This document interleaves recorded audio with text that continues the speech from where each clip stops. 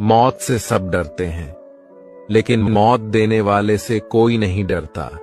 Number 2, नमक रोटी खाकर सो जाना, लेकिन अपनों के सामने कभी हाथ मत फैलाना, क्योंकि इतना वह देंगे नहीं जितना उससे कहीं ज्यादा वह सुनाएंगे। नंबर 3, जिसको रिश्ता निभाना होता है ना, वह आपकी 1000 गलतियां भी माफ कर देता है, और जिसको नहीं निभाना होता वह आपकी एक छोटी सी गलती पर भी साथ छोड़ देता है। नंबर 4, लोग अफ्तारी से 1 मिनट पहले आधी खजूर भी नहीं खाते, इस डर से कि रोजा टूट जाएगा। फिर लोगों का हक खाते हुए डर क्यों नहीं लगता। नंबर 5, बुरे वक्त की भी क्या बात होती है, वह भी सलाह देता है जिसकी कोई औकात नहीं होती है।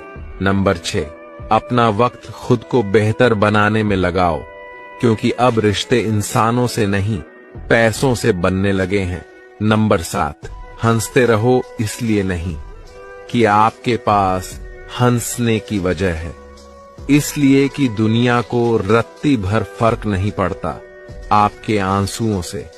अगर आप इन बातों से एग्री करते हैं तो कमेंट में यस जरूर लिखें और मुझे फॉलो करके अपना दोस्त बना लें।